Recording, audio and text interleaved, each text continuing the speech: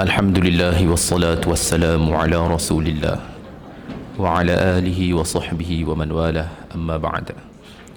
Qala rabbi shrah li sadri wa yassir li amri wahlul 'uqdatam min lisani yafqahu qawli wa la hawla wa la quwwata illa billahil aliyyil azim.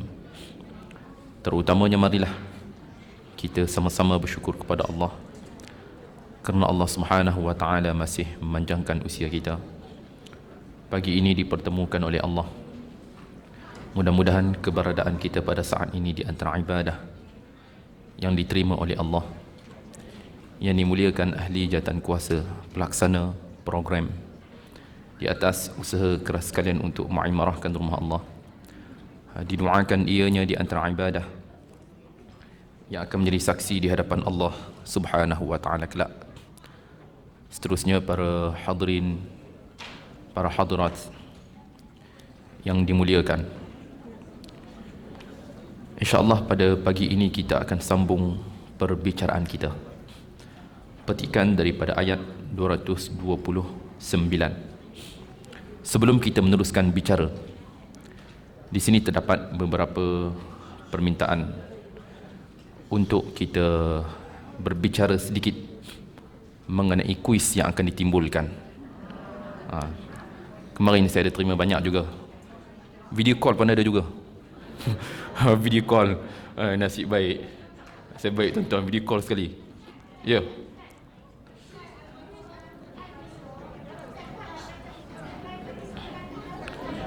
Ya. Saya akan cerita hari ini. Bila saya cerita hari ini, insya-Allah esok tak ada masalah. Benda mudah tuan-tuan, perempuan. Saya tak akan bagi sesuatu yang sukar. Tapi ingat, jangan video call lagi. Jangan video call gitu. Okey. Tuan-tuan, perempuan yang dirahmati sekalian, risau bukan saya apa. Bukan apa tuan-tuan dan perempuan. Okey, terus kita melihat kepada persoalan-persoalan yang ingin dikemukakan. Soalan mudah saja. Yang pertama, tuan-tuan perempuan perlu melihat kepada pembahagian ibadah haji. Dahulu kita pernah berbicara tentang tamattu', qiran dan juga ifrad. Jadi tuan-tuan perempuan perlu melihat kepada ketiga-tiganya. Saya tak nak panjang. Yang paling mudah untuk difahami. Cerita je bila saya tanya apakah haji qiran. Tuan-tuan perempuan cerita je apa yang dimaksudkan. Saya tak kira, yang paling penting saya faham. Saya paling penting saya faham. Dalam Jawa pun tak apa. Sekali bila saya faham tak ada masalah. Kita cerita apa yang kita faham. Bila saya tanya apakah haji tamattu', tuan-tuan perempuan ceritalah. Haji tamattu' itu apa dia? Saya nak tahu je pengetahuan yang ada pada tuan-tuan dan juga perempuan.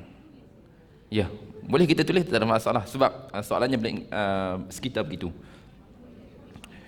Dan di antara bentuk persoalan juga iaitu mengenai doa-doa yang saya tekankan. Saya pernah tekankan tentang doa-doa. Tuan-tuan perempuan hafal tak doanya?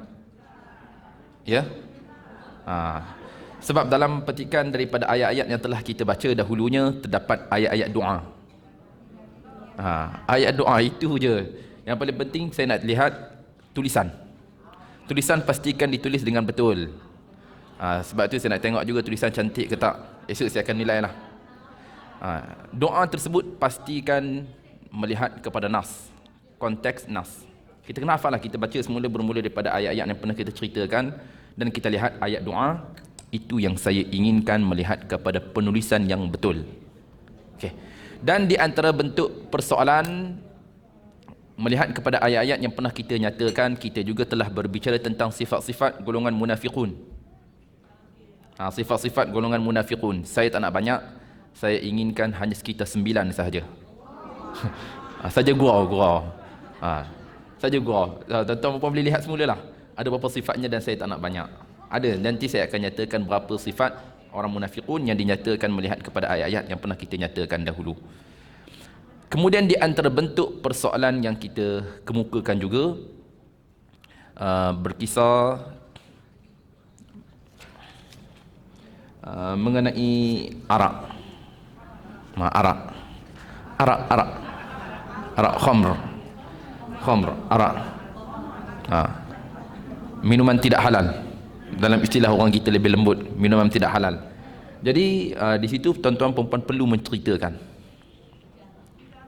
sejarahnya. Bila saya tanya tentang sejarah, kena cerita tentang sejarah. Bila saya bertanya tentang hikmah pensyariatan atas pengharaman arak, dan saya ingin melihat kepada penceritaannya sahaja. Boleh, yang paling penting tuan-tuan perempuan tulislah macam mana pun, saya faham yang terpentingnya. Tak ada masalah. Boleh kita faham. Ya. Tajwid tak ada. Tajwid tak ada. Semua soalan berkisar hanya berbicara tentang ayat-ayat yang pernah kita bicarakan dahulunya. Ya? Saya tak pasti juga. Itu tuan-tuan perempuan boleh rujuk Ustaz Mizan. Boleh? Sekarang saya bagi, kemudian buat di rumah. Okey, tak apa. Tak apalah, boleh jawab di sini dulu. Kalau sebaiknya jawab di sinilah. Sebab soalan saya bagi soalan mudah. Soalan mudah, insya-Allah semua saya yakin tak ada masalah. Sebab saya melihat keupayaan yang ada pada tuan-tuan perempuan, keupayaan yang cukup luar biasa. Jadi saya rasa memang tak ada masalah. Ya. Okey.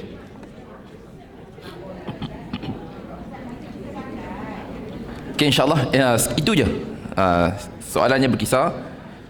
Saya tak ambil yang susah, cuma kita ingin berbicara tentang kefahaman sahaja. Jadi tuan-tuan perempuan boleh bercerita esok, insya-Allah. Kemudian kita sambung perbicaraan kita muka surat 36. Muka surat 36. Muka surat 36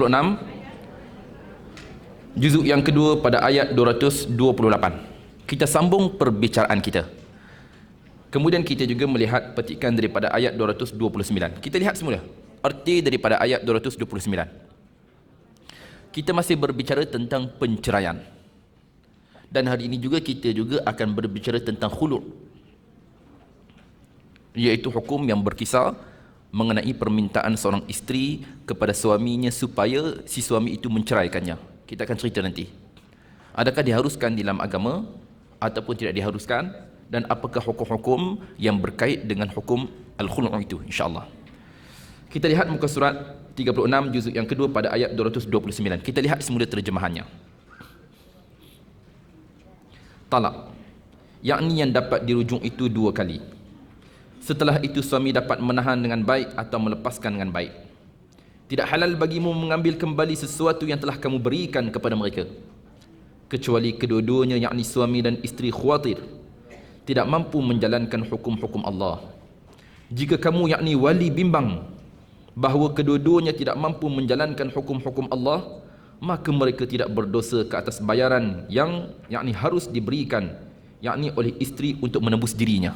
Ini hukum yang berkisar tentang khulu'. Nanti kita akan cerita, iaitu pengharusan seorang isteri memberi sesuatu kepada suaminya sebagai penebus atas dirinya. Itulah hukum-hukum Allah, maka janganlah kamu melanggarnya. Barang siapa melanggar hukum-hukum Allah, mereka itu adalah dari kalangan orang-orang yang zalim. Kembali kita melihat terjemahan daripada ayat di atas. Pada ayat ini kita telah berbicara pada pertemuan lalu. Ayat ini juga adalah ayat yang jelas. Betul tak tuan-tuan? Ayat ini adalah ayat yang jelas yang pernah kita ceritakan dahulu. Kita lihat semula. Melihat kepada firman Allah Subhanahu wa taala, tak kala Allah berfirman, talak yakni yang dapat dirujuk itu 2 kali. Jelas ke tak? Jelas. Talak pertama, talak yang kedua. Setelah itu suami dapat menahan dengan baik atau melepaskan dengan baik. Tidak halal bagimu mengambil kembali sesuatu yang telah kamu berikan kepada mereka. Jelas ayat ini? Ya, ini juga jelas. Sekiranya pemberian daripada suami kepada isterinya tidak diharuskan kepadanya untuk meminta kembali apa yang pernah diberikan. Ini melihat kepada apa yang dibicarakan oleh Imam Ibn Katsir rahimahullahu ta'ala. Melihat kepada perbicaraan di sisi Imam, yang mana di sini Imam Ibn Katsir juga ada berbicara mengenainya. Kembali kita melihat, sekiranya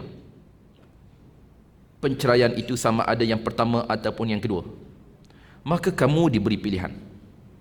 Sama ada kamu ingin kekal ataupun kamu ingin berpisah. Manakala di sini semestinya ianya dilakukan dengan baik. Kekal atau berpisah dengan cara yang cukup baik.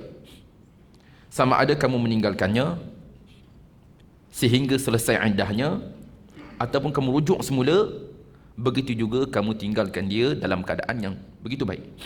Jangan sesekali kamu menzaliminya, menafikan hak sesuatu ke atasnya, dan sesekali jangan mendatangkan kemudaratan ke atasnya. Ini kata Imam Ibn Katsir rahimahullahu ta'ala menyatakan kepada kita secara jelas.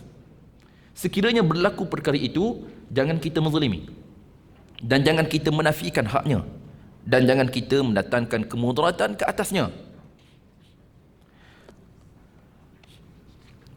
Daripada Abdullah bin Abbas radhiyallahu ta'ala anhuma, pernah juga ia menukilkan, sekiranya seorang lelaki menceraikan isterinya pada talak yang kedua, maka hendaklah ia bertakwa kepada Allah melihat kepada talak yang ketiga. Maknanya berjaga-jaga melihat kepada talak yang ketiga. Sama ada ia ingin menggenggam, maka mestilah ianya melakukan dengan baik, dan sekiranya ianya ingin melepaskan, maka jangan sesekali menzaliminya dan menafikan haknya sesuatu pun. Jadi ungkapan daripada Abdullah bin Abbas ini seperti mana ungkapan daripada Imam Ibn Katsir rahimahullahu ta'ala. Kita sebagai orang lelaki, kita perlu bermuhasabah. Jadi ini adalah hak yang sepatutnya dan sewajibnya. Jangan sesekali kita menzalimi dan mendatangkan kemudaratan ke atas dirinya. Kemudian, manakala pada poin yang kita nyatakan tadi, melihat kepada firman Allah Subhanahu wa taala, tidak halal bagimu mengambil kembali sesuatu yang telah kamu berikan kepada mereka. Apa yang dapat kita faham daripada poin ini, tuan-tuan, perempuan? Apa yang dapat kita faham? Haram kita mengambil semula apa yang pernah kita berikan. Haram. Di sini juga kata Imam Ibn Katsir rahimahullah, iaitu jangan sesekali kalian menghalalkan, tidak dihalalkan kepada kalian sekiranya kalian ingin menyempitkan kehidupan mereka. Buat begitu sebab ingin menyempitkan. Kita pernah beri dulu tanah atas nama orang rumah. Masa tengah sayang dulu, rumah pun tukar nama orang rumah. Masa tengah sayang, tuan-tuan. Masa tengah sayang, semua nama dia. Kereta, rumah, barang kemas apa semua, semua beri. Jadi itu kita ingin ambil semula untuk menyukarkan kehidupan si isteri tadi, bekas isteri. Tidak halal kepada kita sekiranya kita ingin menyukarkan. Tapi ustaz sekarang yang sukanya saya, kata dia, yang sukanya dia sebab nama semua nama orang rumah. Ini macam mana pula ustaz? Tadi Imam Ibn Katsir kata dengan niat untuk menyukarkan si bekas isterinya tadi, tapi yang sakitnya sekarang saya sebab semua nama dia. Ini kita akan cerita pada pertemuan akan datang. Kita akan cerita nantilah. Okey. Kemudian melihat kepada firman Allah Subhanahu wa taala ini, kita lihat petikan daripada surah An-Nisa ayat 19. Surah An-Nisa ayat 19. Surah An-Nisa muka surat 80. Sebab itu penting, seperti mana saya tekankan kepada tuan-tuan dan puan-puan, kita perlu ada terjemahan di tangan kita supaya mudah untuk kita rujuk berpandukan ayat-ayat yang lain.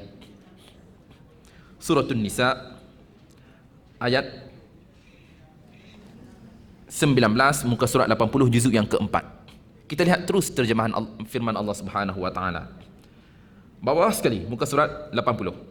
Wahai orang-orang beriman, tidak halal bagimu mewarisi perempuan dengan jalan paksa, dan janganlah kamu menyusahkan mereka kerana hendak mengambil kembali sebahagian daripada apa yang telah kamu berikan kepadanya, kecuali apabila mereka melakukan perbuatan keji yang nyata. Okey tuan-tuan, melihat kepada ayat tadi, boleh tak kita ambil semula? Boleh tak? Tak boleh. Tetapi sekiranya mereka melakukan perbuatan keji. Apa makna perbuatan keji di sini? Berselingkuh di belakang suami. Jadi si suami tadi menceraikan si isterinya dengan sebab apa yang berlaku. Jadi pada saat itu dia boleh ambil semula ke tak? Ya, ini di antara pengecualian pada ayat ini. Dia boleh ambil semula dengan syarat sekiranya isterinya tadi melakukan perbuatan keji di belakangnya. Ini yang perlu diperhatikan pada ayat tadi. Maknanya pada ayat, Ustaz, tadi dalam surah Baqarah Allah tak sebut pun. Ya, pada ayat ini Allah Subhanahu Wa Taala memperincikan pengharusan. Bahkan semestinya dia mengambil semula bersebab.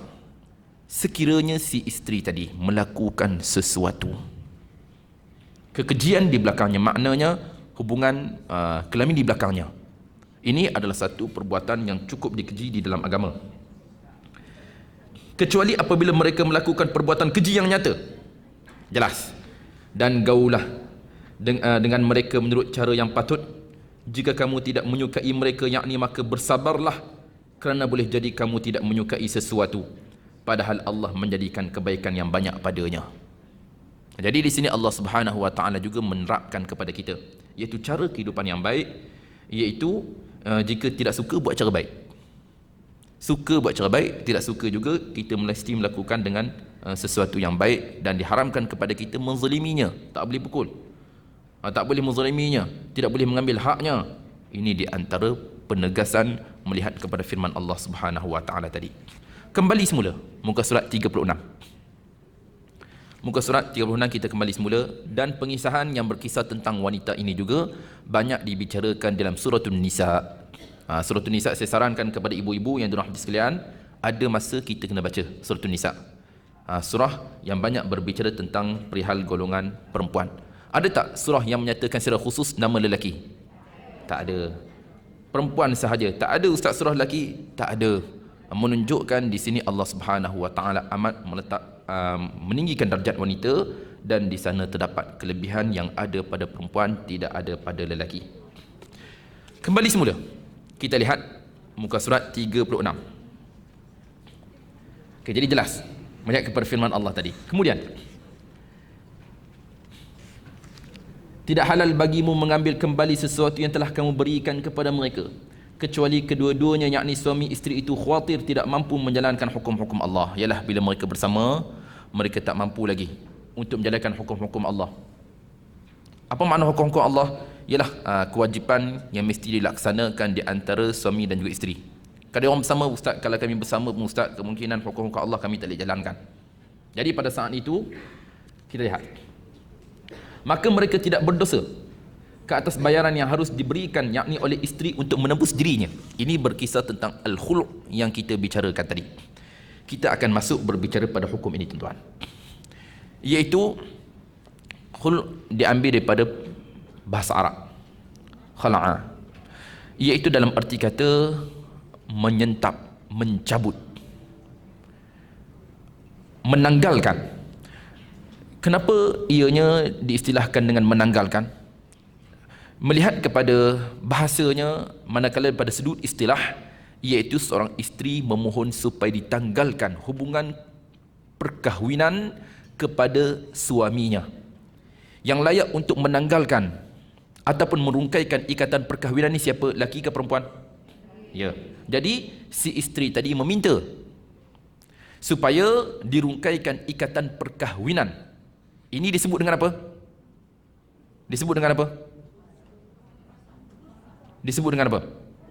Ya, al-khulu' yang kita ceritakan tadi, iaitu seorang isteri memohon kepada suaminya supaya suaminya itu menceraikannya.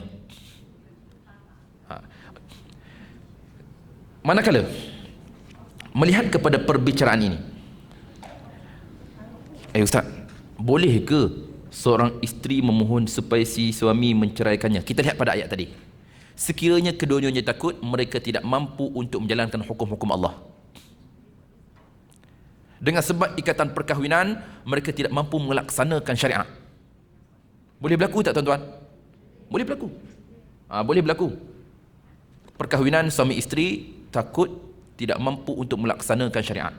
Tanggung-tanggungjawab si suami yang tidak mampu untuk melaksanakan, ialah si isteri pula tak sabar, takut dia pula tidak mampu untuk menjalankan tanggungjawabnya seorang isteri kepada si suaminya. Jadi keadaan ini ada kalanya ianya boleh berlaku. Ustaz, kejap soalan.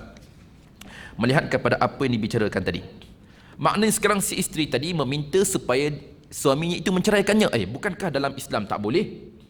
Okey tuan, memang betul. Melihat kepada hukum asalnya, dalam hadis yang diriwayatkan oleh Imam At-Tirmidzi rahimahullahu taala, dan juga diriwayatkan oleh Imam Abu Daud rahimahullahu taala.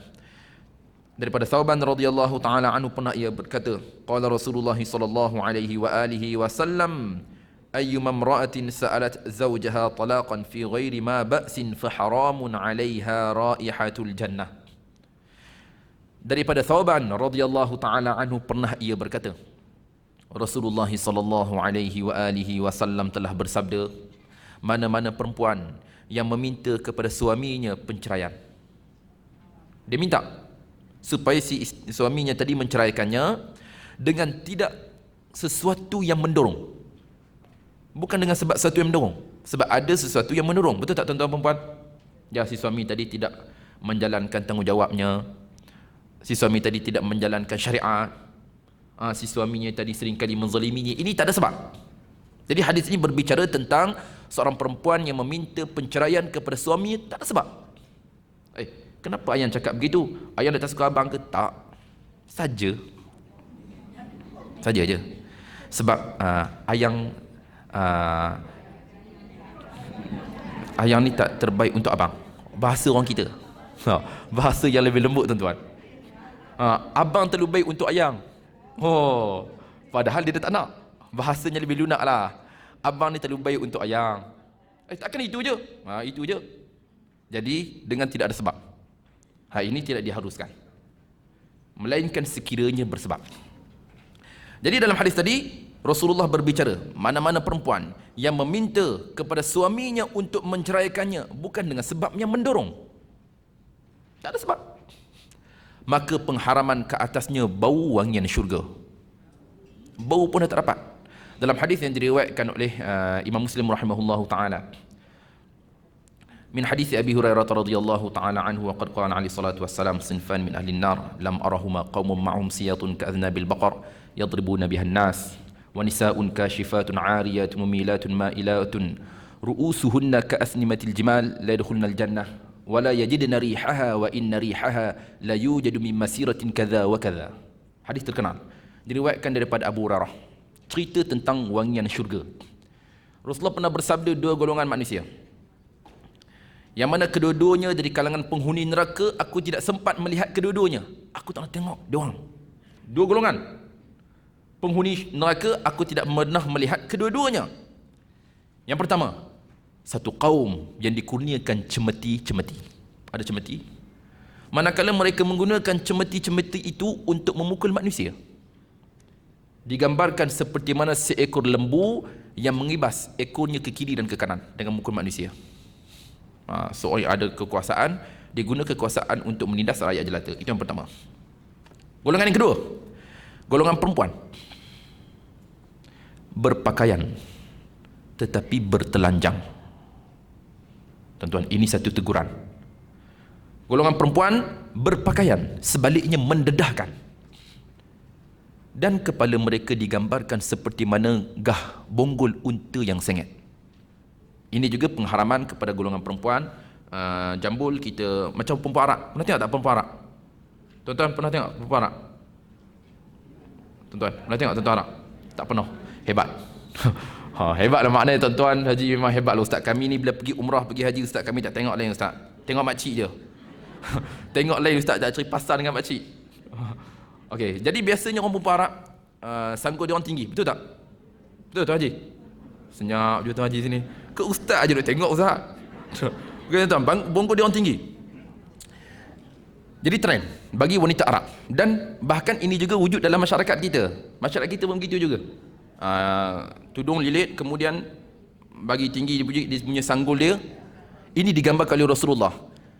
Dan kepala-kepala mereka digambarkan seperti bonggol gah-gah unta yang sengit. Ini melihat kepada ancaman keras daripada Rasulullah. Golongan yang tidak pernah dilihat oleh Rasulullah muncul di zaman kita. Berdasarkan hadis ini juga satu tegahan daripada baginda alaihi salatu wassalam, iaitu seorang perempuan meletakkan bonggolnya di atas dan mendedahkan, digambarkan seperti mana bonggol unta. Ini satu tegahan daripada Rasulullah. Kemudian pada hadis itu Rasulullah menyatakan mereka tidak dapat mencium wangian syurga. Mereka tidak dapat masuk ke dalam syurga, bahkan mereka tidak dapat menghidu wangian syurga, sedangkan bau wangian syurga itu telah dapat dihidu dari jarak sekian-sekian, kata Rasulullah. Ini di antara ancaman keras daripada Rasulullah. Maknanya Rasulullah cerita kepada kita sekarang, iaitu syurga ni saja tuan-tuan, bau dia cukup harum. Jarak perjalanan tertentu dah dapat bau dah. Ini bau wangian yang terdapat di dalam syurga Allah Subhanahu wa taala, yang mana wangiannya itu telah pun dihidu daripada jarak sekian-sekian melihat kepada baginda alaihi salatu wasallam tadi. Jadi Rasulullah menukilkan kepada kita dua golongan, yang mana kedua-dua golongan ini tidak dapat masuk ke dalam syurga, manakala kedua-dua golongan ini tidak sempat dilihat oleh baginda alaihi salatu wasallam. Yang pertama, satu kaum yang ada kekuasaan dan mereka menggunakan kekuasaan itu dengan menindas rakyat jelata. Yang kedua, golongan perempuan yang dinyatakan oleh Rasulullah tadi, berpakaian sebaliknya mendedahkan, bertelanjang. Ada ke tak zaman kita sekarang tuan-tuan perempuan? Ya. Ini juga banyak perbicaraan, sama ada pakaian ketat, maaf saya sebut dalam bab ini, pakaian ketat, ataupun pakaian yang mendedahkan sebahagian dan menutup sebahagiannya, pakai tudung, tangan singkat, tangan pendek, sehingga siku sebagai contoh. Ini di antara bentuk-bentuk pakaian yang tidak patuh syariat. Jadi hal ini juga satu penegasan, satu teguran daripada baginda alaihi salatu wassalam kepada golongan perempuan terutamanya. Begitu juga golongan lelaki, yang mana kita ada tanggungjawab. Kita ada tanggungjawab orang rumah, anak-anak perempuan, adik-adik perempuan kita, kakak perempuan kita. Ini adalah satu tanggungjawab yang mesti kita jalankan sekiranya kita sayang kepada mereka. Kalau tak sayang tak apalah. Kalau kita tak sayang, biar jadi orang masuk neraka, tak ada masalah. Tapi sebagai satu tanda cinta dan sayang, kita kena tegur. Sebab ini juga melihat kepada nasihat dan wasiat daripada baginda alaihi salatu wassalam. Kembali kita melihat pada hadis tadi, yang mana Rasulullah menyatakan, mana-mana wanita yang meminta penceraian kepada suaminya bukan dengan sebab sesuatu yang mendorong, maka pengharaman ke atasnya syurga, sedangkan bau wangian syurga itu telah dapat dikesan melihat kepada hadis tadi daripada jarak sekian-sekian. Jadi melihat kepada hadis ini adalah hadis yang menjadi satu ancaman kepada kita sekiranya seorang perempuan itu meminta penceraian. Jadi ustaz, tak boleh ke meminta? Ya, ada kalanya keadaan ini boleh berlaku, boleh meminta. Jadi secara umumnya boleh ke tak meminta penceraian? Tak boleh, tetapi ustaz bersyarat. Ada yang diharuskan meminta penceraian. Bila harus kepadanya meminta penceraian? Ya, sekiranya si suami tadi tidak mampu untuk menjalankan syariat. Itu yang pertama. Yang kedua, sekiranya si suami tadi tidak mampu untuk menjalankan tanggungjawab sebagai suami. Boleh ke tak isterinya meminta penceraian? Boleh. Jadi perkara ini adalah perkara yang jelas. Nanti kita akan ceritakan melihat kepada ayat-ayat yang berikutnya insya-Allah. Kemudian kita kembali melihat ayat tadi. Maka mereka tidak berdosa ke atas bayaran yang harus diberikan oleh yakni isteri untuk menebus dirinya. Ini cerita tentang tadi, cerita tentang khulu'. Dalam hadis yang diriwayatkan oleh Abdullah bin Abbas radhiyallahu taala anhuma, hadis ini diriwayatkan oleh Imam Al-Bukhari rahimahullahu taala. Ada cerita tuan-tuan, cerita tentang al-khulu' tadi.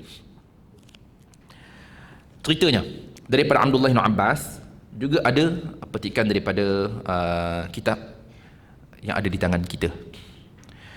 Daripada Abdullah bin Abbas radhiyallahu taala anhuma, anna imra'ata Thabit bin Qais atat an-nabiy sallallahu alaihi wa alihi wa sallam faqalat ya Rasulullah Thabit bin Qais ma a'tibu alaihi fi khuluqin wala dinin walakinni akrahu al-kufra fil Islam.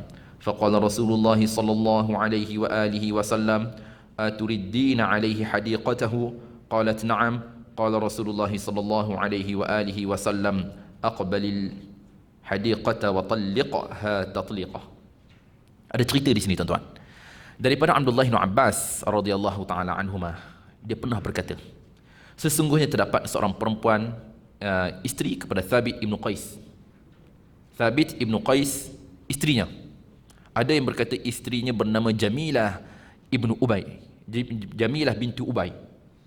Jadi apapun ceritanya di sini, seorang isteri kepada sahabat Rasulullah, sahabat itu bernama Thabit ibn Qais. Yang mana perempuan tadi datang bertemu Rasulullah. Datang jumpa Rasulullah, lalu dia berkata, wahai Rasulullah, Thabit ibnu Qais, tidak ada apa-apa sesuatu yang meragukan pada akhlak dan juga agamanya. Dia cerita tentang suami dia, tak ada apa, akhlak dia pun tak ada masalah, agama pun tak ada masalah. Tetapi aku takut sekiranya akan berlaku kekufuran dalam Islam. Kufuran apa? Iaitu kufur asyir, iaitu dengan sebab melanggar arahan suami. Ialah takut-takut ada benda yang menghalang perempuan tadi patuh kepada suaminya. Ada benda. Jadi dia takut sekiranya perkara itu berlaku. Ialah ini hubungan suami isteri, dia orang je tahu. Lalu baginda Ali sallallahu alaihi wasallam bertanya kepada dia, kepada isteri, kepada Thabit ibnu Qais tadi, aturiddina alaihi hadiqatahu, adakah sudi engkau mengembalikan semula kebunnya? Maknanya si suami tadi beri kepada isteri dia kebun, tanah, sebidang tanah. Jadi sekarang Rasulullah tanya kepada si isteri tadi, kamu nak beri semula ke tak tanah tu kepada dia? Lalu kata perempuan itu, ya. Maknanya memang sungguh-sungguh lah tuan-tuan. Memang dia bersungguh. Memang sungguh untuk memisahkan, untuk berpisah. Lalu baginda Ali sallallahu alaihi wasallam memanggil suaminya. Lalu baginda Ali sallallahu alaihi wasallam bersabda kepadanya, aqbilil hadiqah wa talliqha tatliqah. Kamu kena terima pemberian tanah daripada isteri kamu kena terima, kemudian kamu ceraikan dia. Hadis ini menjadi tunjang. Hadis ini menjadi asas melihat kepada hukum al-khul'u yang kita nyatakan tadi. Seorang perempuan datang bertemu Rasulullah yang mana pada bicaranya menyatakan melihat kepada suaminya tadi tak ada masalah pada akhlak dan juga agama. Cuma dia takut sekiranya berlaku kekufuran kepada suaminya. Dia orang tahulah, dia orang hubungan suami isteri, hanya dia orang saja tahu, mungkin dia dah tak sabar, mungkin ada benda lain yang mempengaruhinya untuk berpisah dengan suaminya. Takut-takut berlaku pelanggaran dalam urusan agama. Manakala Rasulullah kembali bertanya kepada dia, kamu nak kembali, nak beri semula ke tak sebidang tanah, kebun? Maknanya kebun yang pernah suami dia beri kepada dia, nak beri semula ke tak? Jawabnya ya. Jadi dengan sebab persetujuannya itu, barulah baginda Ali sallallahu alaihi wasallam mengarahkan kepada suaminya supaya menerima pemberiannya itu dan ceraikannya. Faham tak ceritanya tuan-tuan? Jelas ceritanya. Jadi melihat kepada hadis ini, ustaz, boleh pula menerima, boleh pula si suaminya tadi menceraikan isterinya. Ya, bersebab. Jadi melihat kepada hadis itu jelas kepada kita, ada kalanya ianya diharuskan.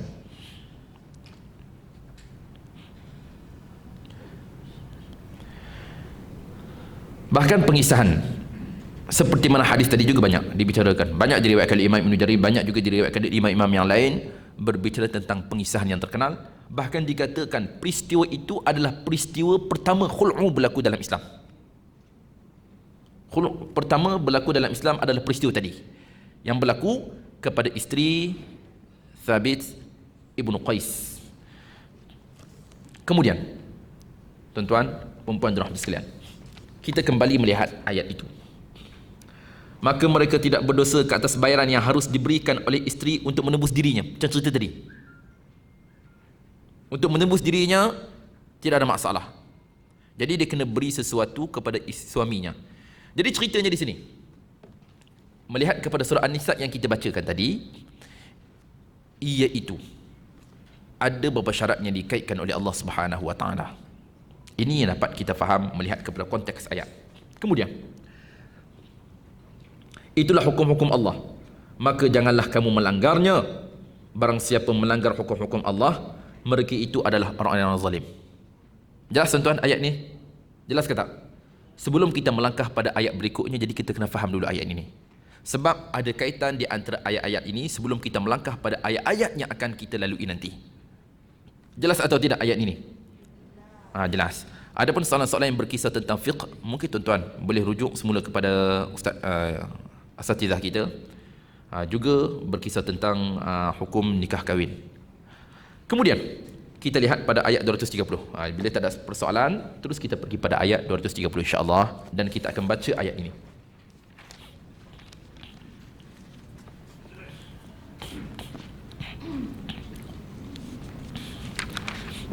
Kita lihat muka surat 36, juzuk yang kedua suratul Baqarah, pada ayat 230. Ayat 230 kita belum lagi membaca ayat ini. A'udzu billahi minasy syaithanir rajim.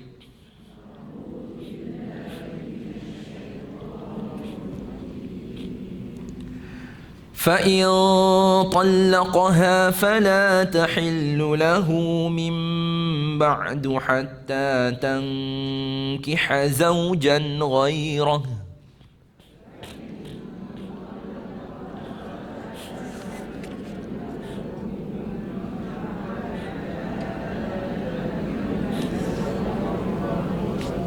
Okey. Sekali lagi. فإن طلقها فلا تحل له من بعد حتى تنكح زوجا غيره.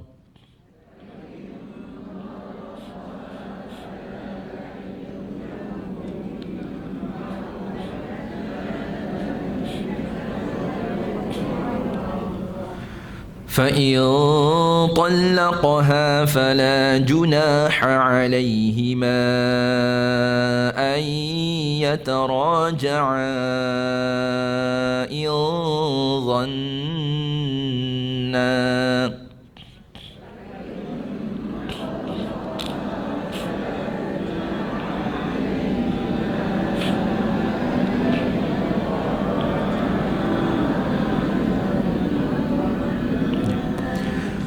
فإن طلقها فلا جناح عليهما أن يتراجعا إن ظنا أن يقيما حدود الله.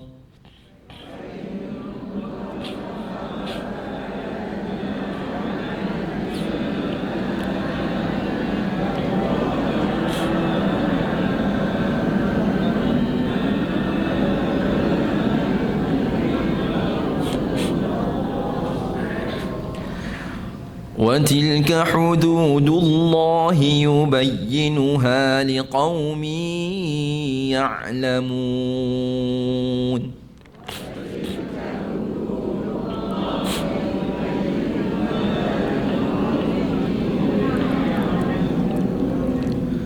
Kemudian kita lihat muka surat 37. Wa idza talaq, nyatakan qalqalah di situ.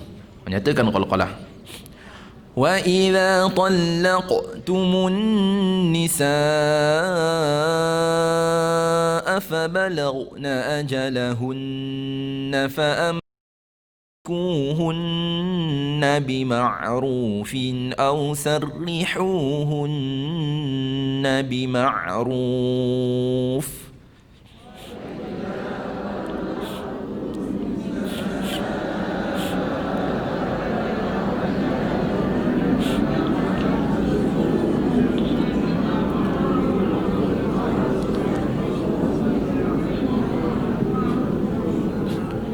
Okey, sekali lagi. Wa idza talaqtumun nisaa fabalaghna ajalahunna faamsikuhunna bima'rufin aw sarrihuhunna bima'ruf.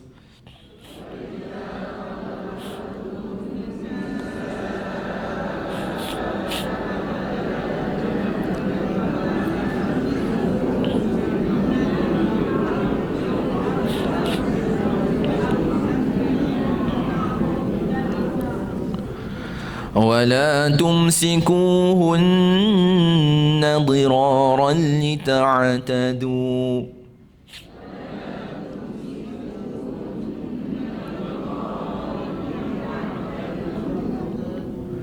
ومن يفعل ذلك فقد ظلم نفسه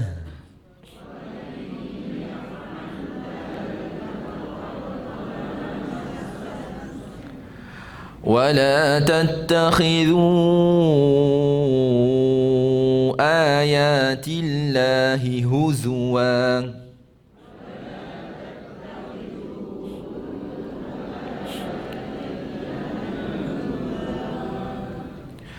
واذكروا نعمة الله عليكم وما أنزل عليكم من الكتاب والحكمة يعظكم به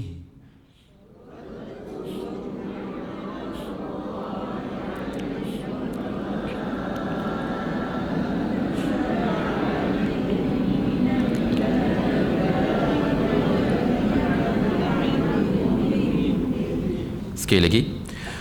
واذكروا نعمة الله عليكم وما أنزل عليكم من الكتاب والحكمة يعظكم به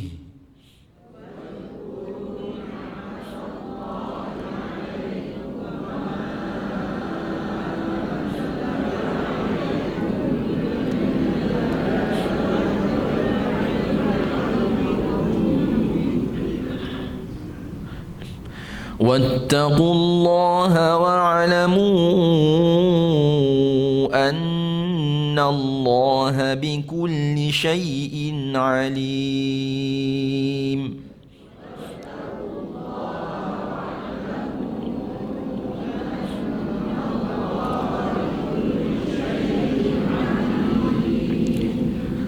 Kemudian ayat 232 وَإِذَا طَلَّقْتُمُ النِّسَاءَ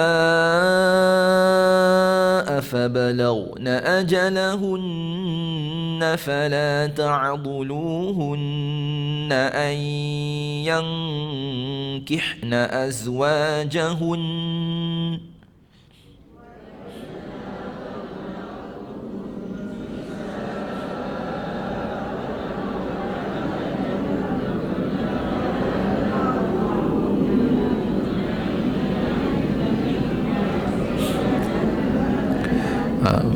Perhatikan nun sabdu. Nun sabdu kemaskan dengung kita di situ. An-nisa yang pertama, yang kedua ajalahun, yang ketiga fala ta'duluhun, yang keempat kita perhatikan nun tidak ada baris. Ai, lima, yang, kemudian yang keenam kita waqaf atas nun sabdu, pastikan dibaca dengan dengung sebanyak 2 harakat. Azwajahun. Okey, sekali saya baca. وَإِذَا طَلَّقْتُمُ النِّسَاءَ فَبَلَغْنَ أَجَلَهُنَّ فَلَا تَعْضُلُوهُنَّ أَن يَنكِحْنَ أَزْوَاجَهُنَّ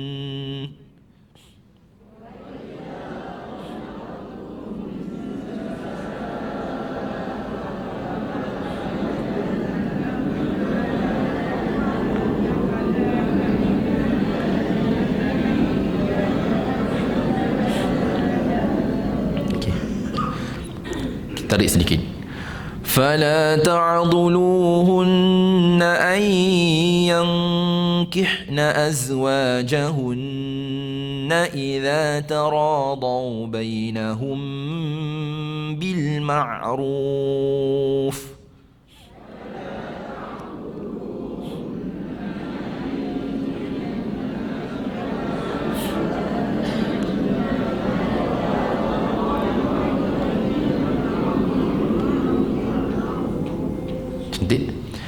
ذلك يوعظ به من كان منكم يؤمن بالله واليوم الآخر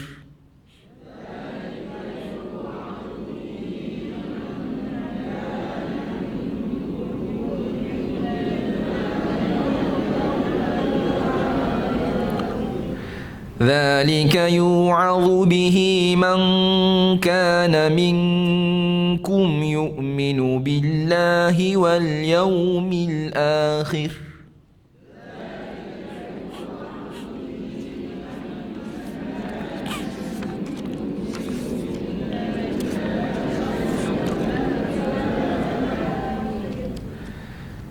ذلكم أزكى لكم وأطهر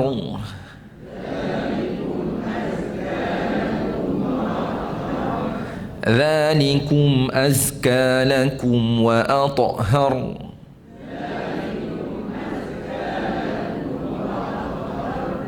والله يعلم وأنتم لا تعلمون.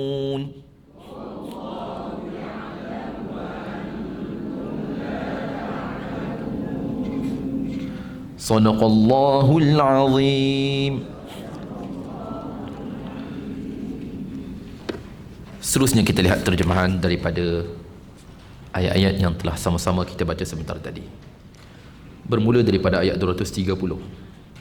Kemudian jika dia menceraikannya, yakni setelah talak yang kedua, maka perempuan itu tidak halal lagi baginya sebelum dia bernikah dengan suami yang lain. Kemudian jika suami yang lain itu menceraikannya, maka tidak ada dosa bagi kedua-duanya, yakni suami pertama dan bekas isteri, untuk bernikah kembali jika mereka berpendapat akan dapat menjalankan hukum-hukum Allah. Itulah ketentuan Allah yang diterangkannya kepada orang-orang yang berpengetahuan. Muka surat 37 ayat 231. Apabila kamu menceraikan isteri-isteri kamu, berlalu tempoh iddah, mereka habis selesai, maka rujuklah mereka kembali dengan cara yang baik, atau lepaskanlah mereka dengan cara yang baik. Jangan sesekali kamu rujuk mereka kembali, yakni kepada ikatan perkahwinan, dengan tujuan memudaratkan mereka kerana hendak melakukan kezaliman terhadap mereka. Barang siapa melakukan demikian, maka dia telah menzalimi dirinya sendiri. Dan janganlah kamu jadikan ayat-ayat Allah sebagai bahan ejekan. Ingatlah nikmat Allah kepada kamu dan apa yang telah diturunkan Allah kepada kamu, iaitu kitab, yakni Al-Quran dan hikmah sunnah Rasul, untuk memberi pengajaran kepadamu, dan bertakwalah kepada Allah, dan ketahuilah bahawa Allah Maha mengetahui segala sesuatu. Dan apabila kamu menceraikan isteri-isteri kamu lalu sampai iddahnya, maka jangan kamu halang mereka untuk bernikah dengan calon suaminya apabila telah terjalin keserasian di antara mereka dengan cara yang baik. Itulah yang dinasihatkan kepada orang-orang di kalangan kamu yang beriman kepada Allah dan hari akhirat. Hal itu lebih suci bagimu dan lebih bersih. Allah mengetahui, sedangkan kamu tidak mengetahui. Tuan-tuan, perempuan yang dirahmati sekalian, kita kembali melihat petikan daripada ayat 230. Ayat 230. Melihat firman Allah Subhanahu wa taala ini. Kemudian jika dia menceraikannya, yakni setelah talak yang kedua. Ini talak yang ke berapa? Kita lihat semula. Kemudian jika dia menceraikannya, yakni setelah talak yang kedua, maka perempuan itu tidak halal baginya. Melihat kepada ayat ini berbicara tentang talak yang ke berapa? Talak yang ketiga. Sebab talak pertama, talak kedua ayat tadi, ayat di atas, berbicara tentang dua penceraian, dua talak yang diharuskan untuk kembali. Sekarang kita berbicara tentang talak yang ketiga, talak tiga. Kemudian jika dia menceraikannya, yakni setelah talak yang kedua, maka perempuan itu tidak halal lagi baginya sebelum dia bernikah dengan suami yang lain. Tidak halal semula, dia bernikah dengan perempuan itu sehinggalah perempuan tersebut bernikah dengan suami yang lain. Okey. Jelaskan ayat ini, jelas. Poin itu jelas ke tak? Ya, jelas. Kemudian jika suami yang lain itu menceraikannya, maka tidak ada dosa bagi kedua-duanya, yakni suami pertama dan bekas isteri, untuk bernikah kembali jika mereka berpendapat akan dapat menjalankan hukum-hukum Allah. Itulah ketentuan Allah yang diterangkannya kepada orang-orang yang berpengetahuan. Jadi melihat kepada ayat ini juga adalah ayat yang jelas berbicara tentang talak tiga. Apa yang berlaku? Talak pertama dan talak yang kedua jelas, iaitu pengharusan kepadanya untuk rujuk semula, tanpa perlu si bekas isterinya tadi bernikah dengan suami yang lain, kemudian barulah dia. Jadi ayat ini jelas. Cuma bila dia menceraikan pada talak yang ketiga, tiba-tiba keinginannya untuk kembali semula. Ini berlaku ke tak tuan-tuan perempuan? Dia dah talak 3, si isterinya. Kemudian dia rasa berkenan pula. Dia rasa berkenan pula. Ini macam mana? Apa yang perlu dia buat? Macam mana? Jadi apa yang perlu dilakukan? Tidak ada apa yang perlu dilakukan olehnya. Dia mesti redha dan menerima. Itu yang pertama. Manakala yang kedua, dia melakukan perancangan. Apa perancangannya? Ini diistilahkan dengan perancangan ataupun disebut di sisi kita dengan apa? Ya, Cina buta. Dia rasa berkenan semula dengan bekas orang rumahnya. Dia pun merancang. Mat, kau kahwin dengan bekas rumah aku tu, semua aku tanggung. Tapi kau jangan sentuh dia tahu. Bagi syarat pula. Contoh tuan-tuan. Ini di antara keadaan-keadaan yang boleh berlaku. Ini keadaan yang boleh berlaku. Ialah masa dia cerai tu dia tak fikir panjang. Tuan-tuan. Cerita sambungan daripada cerita tadi. Semua nama rumah dia, tanah, kereta, rumah. Semua nama rumah dia. Sekarang dia menyesal. Tuan-tuan perempuan dengan apa yang dilakukan olehnya. Jadi dia pun upah seorang untuk mengendalikan urusannya. Jadi melihat kepada perkara ini tuan-tuan, perempuan yang dirahmati sekalian, adapun keadaan ini adalah keadaan yang tidak diharuskan di dalam agama. Keadaan yang tidak diharuskan dalam agama sekiranya ianya berlaku. Kenapa? Memang ada keadaan ini tidak menolak kemungkinan dia akan kembali semula. Maaf saya sebut dalam bab ini terutamanya golongan lelaki yang pernah baran. Dia tengah baran apa semua macam-macam disebut. Jadi perkara ini boleh berlaku. Kemudian barulah dia menyesali dengan apa yang dilakukan olehnya. Baru dia menyesal. Dalam hadis yang diriwayatkan oleh Imam Ibn Majah rahimahullahu taala daripada Abdullah bin Abbas radhiyallahu taala anhuma annahu qala la'ana Rasulullah sallallahu alaihi wa alihi wasallam al-muhallil wal muhallal lahu. Daripada Abdullah bin Abbas radhiyallahu taala anhuma, ia berkata, Rasulullah sallallahu alaihi wasallam telah melaknat lelaki yang punca dia ianya dihalalkan. Tadi simak yang diupah tadi. Ini disebut dengan muhallil. Wal muhallal lahu dia. Bekas suami disebut dengan muhallah. Jadi mereka ini dilaknat oleh Rasulullah sallallahu alaihi wasallam dengan sebab perancangan mereka. Dia upah seorang untuk berkahwin dengan isteri dia, kemudian cerai. Aku bagi kepada kau sekian. Jadi lelaki tadi disebut dengan muhallil, seorang yang berperanan untuk menghalalkan semula ikatan perkahwinan bekas suami itu dengan si isteri yang telah diceraikan dengan talak 3. Ini disebut dengan muhallil. Apa tuan-tuan perempuan? Disebut dengan apa? Muhallil. Sebut pastikan betul juga muhallil. Muhallil disebut dengan muhallil. Manakala dia pengupah tadi bekas suami disebut dengan muhallal. Al-muhallalahu muhallal. Ini perbezaan di antara baris. Ia juga mengundang kepada makna yang berbeza. Saya yakin di sini terdapat tuan-tuan perempuan yang belajar bahasa Arab, betul tak? Ada belajar bahasa Arab sini, angkat tangan siapa yang belajar bahasa Arab.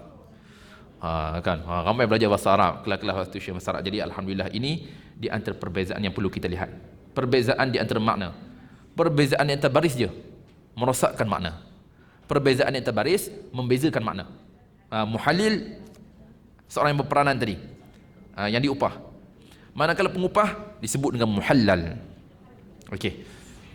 Jadi kedua-dua golongan ini adalah yang dilaknat oleh Rasulullah. Dalam hadis yang lain dilaknat oleh Allah. Jadi ini melihat kepada apa yang dibicarakan oleh baginda alaihi salatu wassalam. Kembali kita melihat pada ayat tadi. Juga berlaku dalam hadis Rasulullah SAW dalam cerita yang lain. Saya baca cerita ini, cerita yang diriwayatkan juga oleh Imam Al-Bukhari dan juga Imam Muslim rahimahumullahu taala. Daripada Aisyah radhiyallahu taala anha, qalat جاءت امرأة رفاعة إلى النبي صلى الله عليه وآله وسلم فقالت كنت عند رفاعة فطلقني فبت طلاقي فتزوجت عبد الرحمن بن الزبير وإنما معه مثل هدبة الثوب فتبسم رسول الله صلى الله عليه وآله وسلم فقال aturidina an tarji'i ila rifa'ata la hatta tadhuqi usailatahu wa yadhuqa usailataki. Tuan-tuan puan-puan rahmat sekalian,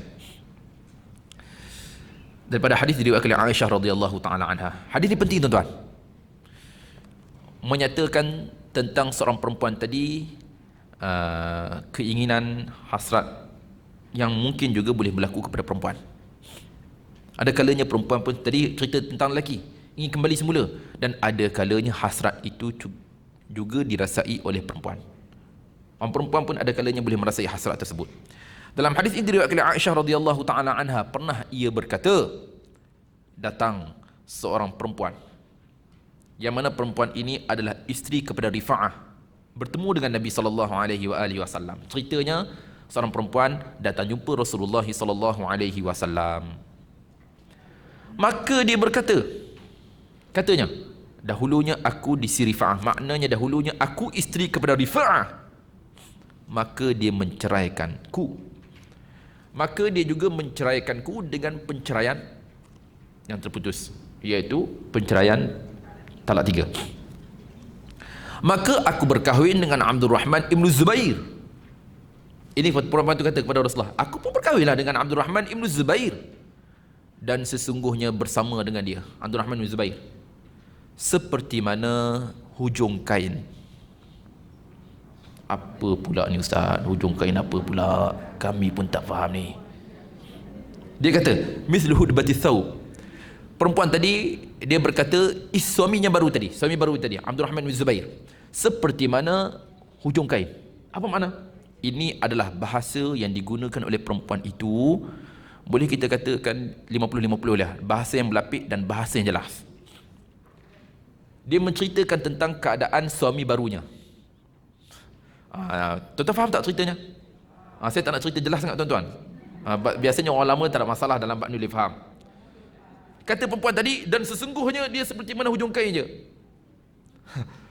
Jadi hinggakan apa yang dikatakan oleh wanita tadi, Rasulullah senyum je.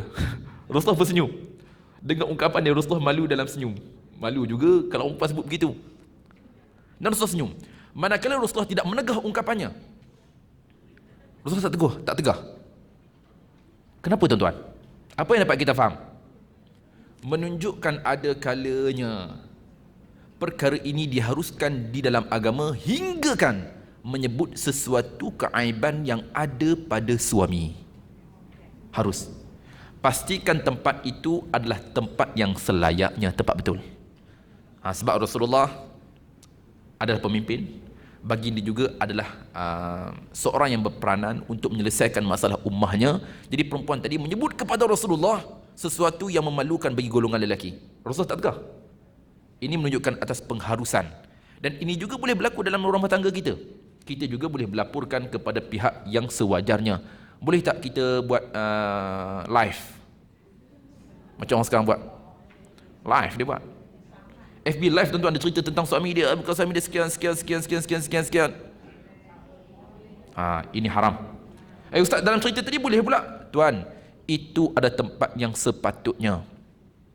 Macam kita lah, rumah kita kena potong air, kita pergi mengamuk di TMB, tepuk meja TMB, apa ni rumahku kena potong air. Maaf tuan, sini TNB bukan Syabas. Pastikan tempat yang betul. Jadi ceritanya tadi tempat betul, cerita betul. Jadi dia jumpa Rasulullah tempat dia. Jadi Rasulullah pun senyum. Rasulullah mendengar, menunjukkan atas pengharusan seorang isteri, hingga kan ia menceritakan sesuatu tentang suaminya, walaupun perkara dalaman boleh dia cerita, sebab itu adalah haknya. Faham tuan-tuan perempuan? Okey. Kemudian cerita kembali semula pada cerita tadi. Rasul pun dengar soalan dia, apa yang dibicarakan olehnya. Rasul pun senyum. Rasul kembali bertanya kepadanya, begini, sebenarnya kamu ni nak kembali semula ke kepada dia, kepada suami kamu yang pertama dulu? Lah dengan dia cakap begitu, Rasul tanya dia, kamu nak kembali semula ke kepada Rifa'ah, suami pertama dia? Kamu nak balik semula ke? Lalu baginda alaihi salatu wasallam terus bersabda, tidak sama sekali, sehinggalah kamu merasai kemanisan yang ada padanya, pada suami kamu itu, dan dia juga merasai kemanisan yang ada pada kamu. Makna apa tuan-tuan? Apa ni Ustaz Rasulullah pun menggunakan bahasa kiasan juga. Ya, sebaliknya bahasa ini difahami. Maksud daripada hadis tadi, iaitu perempuan itu telah diceraikan dengan talak 3. Dia datang jumpa Rasulullah dan dia mengatakan dan mengadu kepada Rasulullah tentang apa yang berlaku di antara dia dan juga suami barunya.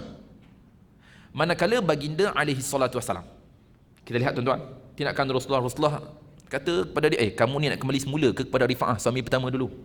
Kemudian Rasulullah kata, tak boleh, melainkan kamu mesti merasai terlebih dahulu kemanisan yang ada padanya, dan dia juga, suami baru kamu itu, dia mesti rasa kemanisan yang ada pada kamu. Hadis ini menjadi tunjang kepada kita, isu tentang Cina buta tadi adalah haram. Haram. Yang disebut dengan muhallil dan juga muhallalah tadi, tak boleh. Sagi tadi dia letak syarat kepada mat, ingat, kau jangan sentuh dia. Kau kahwin, kemudian kau ceraikan dia terus. Jadi mat pun jawab semula kepada Haji Razak. Contoh aja tuan-tuan, contoh. Tak ada kaitan di sini tuan-tuan. Maaf Haji, ini tak kena dengan Islam, tak kena dengan syarat. Mat ni pun belajar juga. Mak ni pun belajar juga. Mak kata, ini tak betul Haji. Sebab tak boleh, Rasulullah suruh rasa dulu. Ini melihat kepada hadis tadi. Tidak. Kamu mesti merasai kemanisan yang ada pada dia dan dia merasai kemanisan yang ada pada kamu. Mesti ada sesuatu dahulu, barulah boleh dilakukan. Melihat kepada kata dia, Ustaz, secara ringkasnya bolehlah. Cina buta itu, ini sebagai contoh saja tuan-tuan. Contoh sahaja. Apapun, hukum ini bukan perkara main-main. Melihat kepada apa yang berlaku itu, supaya ia menghalalkan apa yang telah diharamkan kepadanya. Jadi ini ada dalam syariat dan ini juga ada dibicarakan oleh baginda alaihi salatu wassalam. Manakala bagi isterinya telah diceraikan dengan penceraian yang ketiga tadi, mesti berkahwin terlebih dahulu dengan suami yang kedua, kemudian dan mesti berlaku sesuatu terlebih dahulu, melihat kepada hadis yang nyata tadi. Jelas tuan-tuan perempuan? Okey, jelas. Kemudian, ya. Ya? Mana? Ya? Ustaz, asal usul ada tak cerita tentang sejarah Cina buta? Itu wallahu ta'ala alam. Ini kita akan cerita pada pertemuan akan datang lah. Mungkin saya pun boleh baca juga apa cerita sebenarnya Cina yang tidak bersalah dipersalahkan dalam isu ni. Kan tuan-tuan, Cina yang tidak bersalah dipersalahkan. Macam orang kita lah, Ustaz nak masuk tandas kena tutup kepala, kata syaitan berak atas kepala. Syaitan tidak dipersalahkan dalam isu berak. Padahal betul ke tak? Wallahu ta'ala alam. Ini kita akan tengok pada pertemuan akan datang insya-Allah. Ya. Itu terpulang kepada dia. Ya. Ya. Itu Ustaz, soalan. Dia nak balik juga kepada isi pertama je tadi. Tiba-tiba mak tak nak ceraikan. Haji Razak tanya, tadi kau kita dah sepakat apa semua, tiba-tiba kau tak nak ceraikan. Nak ceraikan apanya Haji Razak? Tanah, kereta semua nama dia. Tak jadi pula ceritanya. Macam mana ceritanya? Tapi Ustaz, sekarang si isterinya tadi nak kembali semula. Ini juga kita akan cerita pada pertemuan akan datang. Kita akan cerita nantilah. Sebab kisah ni ada kaitan pada ayat-ayat yang kita akan nyatakan nanti. Ya.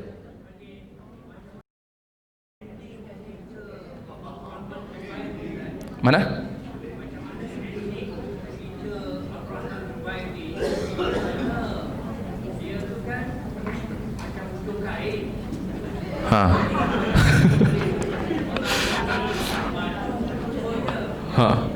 Wallahu ta'ala. Tapi Rasulullah menyatakan di sini, sehinggalah kamu merasai kemanisan yang ada padanya. Maknanya mesti ada berlaku sesuatu lah.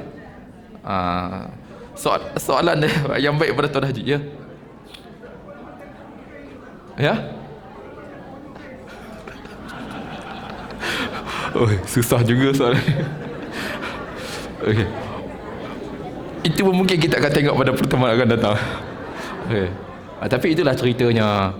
Jadi ceritanya tuan-tuan, kita bayangkan sehingga Rasulullah pun tersenyum dengan cerita perempuan tadi. Makna cerita ni, seorang perempuan yang betul terang dan tidak dihalang oleh baginda alaihi salatu wasallam melalui penceritaannya. Jadi alhamdulillah, insya-Allah kita akan lihat nantilah. Okey. Jelas pada poin tadi tuan-tuan dan puan? Jelas? Okey, kemudian kita lihat maka tidak ada dosa bagi kedua-duanya, yakni suami pertama dan bekas isteri, untuk bernikah kembali jika mereka berpendapat akan dapat menjalankan hukum-hukum Allah. Itulah ketentuan-ketentuan Allah yang diterangkannya kepada orang-orang yang berpengetahuan. Jelas? Okey. Kemudian kita pergi pada ayat berikutnya, juga kesinambungan daripada ayat tadi. Kita masih ada masa, tuan-tuan perempuan. Kita masih ada masa, insya-Allah. Ayat 231. Kita lihat berikutnya. Apabila kamu menceraikan isteri-isteri kamu lalu tempoh iddah mereka hampir selesai, maka rujuklah mereka kembali dengan cara yang baik atau lepaskanlah mereka dengan cara yang baik. Ini jelas. Ini cerita dalam tempoh iddah tadi, bukan talak 3, bukan talak 3. Ini cerita tentang talak pertama dan talak yang kedua. Allah cerita semula. Maka kembali dengan cara yang baik atau lepaskanlah dengan cara yang baik. Dirujuk kembali sehingga selesai, yakni tempoh iddah. Jangan sesekali kamu rujuk mereka kembali dengan tujuan untuk memudaratkan mereka kerana hendak melakukan kezaliman terhadap mereka. Ini satu arahan keras daripada Allah Subhanahu wa taala. Jangan rujuk sebab ingin memudaratkan mereka. Biasa dia sepak terajang isteri dia, kemudian dia tak puas hati lagi, nak rujuk kembali, nak kenakan lagi isteri dia. Nak kenakan lagi untuk memudaratkan isterinya. Jadi di sini Allah Subhanahu wa taala menyatakan secara jelas dan tegas daripada Allah, jangan, diharamkan kepadanya, yang mana tujuan ia merujuk kembali untuk memudaratkan si isterinya tadi. Barang siapa melakukan demikian, maka dia telah menzalimi dirinya sendiri. Jelas tuan-tuan? Jelas? Dan janganlah kamu jadikan ayat-ayat Allah sebagai bahan ejekan. Ingatlah nikmat Allah kepada kamu dan apa yang telah diturunkan Allah kepada kamu, iaitu kitab, yakni Al-Quran dan hikmah sunnah Rasul, untuk memberi pengajaran kepadamu, dan bertakwalah kepada Allah, dan ketahuilah bahawa Allah Maha berkuasa mengetahui atas segala sesuatu. Jadi tuan-tuan, perempuan yang dirahmati serta dikasihi sekalian, di sini juga terdapat beberapa persoalan. Ustaz, kejap. Cerita tentang al-khul'u tadi, adakah al-khul'u juga mempunyai iddah? Khul'u ada iddah ke tak? Tadi seorang isteri meminta kepada suaminya untuk menceraikannya, lalu si suami tadi menceraikannya melalui pemberian-pemberian tertentu yang telah dipersetujui olehnya, diberikan kepada suaminya. Persoalan, ada iddah ke tak? Hajimat tengah tunggu. Jadi bila diharuskan kepada hajimat? Bila tuan-tuan? Okey, 3 bulan, 3 kali haid ataupun sekali sahaja. Ya, ini ada pandangan. Ada pandangan. Pertama, melihat kepada pandangan diketengahkan oleh Imam Malik rahimahullah, Imam Abu Hanifah dan juga Imam Syafi'i. Dan pandangan ini adalah pandangan popular. Sesungguhnya tadi hukum al-khul'u, iddahnya seperti mana iddah perempuan yang diceraikan. Jadi tempohnya lama mana tuan-tuan perempuan? Ya? 3 kali apa? 3 kali suci ke 3 kali haid dalam mazhab kita? Dalam mazhab kita tuan-tuan, suci ke haid? Ya, suci. Kita juga telah berbicara dahulunya ada perbezaan di antara 3 kali suci dan 3 kali haid. Mazhab kita berpegang 3 kali di sini adalah 3 kali suci. Ini pandangan kita. Manakala pandangan kedua, iaitu pandangan juga dinisbahkan kepada Ibnu Umar radhiyallahu taala anhuma. Juga pandangan ini juga diketengahkan dan dinisbahkan kepada para sahabat yang lain melalui hadis yang diriwayatkan oleh Imam Abu Daud rahimahullahu taala, yang mana pandangan ini hanya berbicara tentang sekali sahaja, bukan 3 bulan, sebaliknya sekali saja, sekali haid saja. Hal ini juga bersandarkan hadis diriwayatkan daripada Abdullah bin Abbas radhiyallahu taala anhuma. Dalam hadis itu berbicara kepada kita, hal ini pernah berlaku dahulunya di zaman baginda Ali sallallahu wassalam, daripada Abdullah bin Abbas yang pernah ia menyatakan, sesungguhnya perempuan Thabit ibn Qais tak kala khul'u yang berlaku di antara dia dan juga suaminya tadi, cerita tadi, Thabit bin Qais, isterinya yang minta khul'u. Apabila berlaku di antara mereka berdua pada zaman Nabi SAW dahulunya, manakala Rasulullah mengarahkannya supaya dia beriddah selama sekali haid sahaja.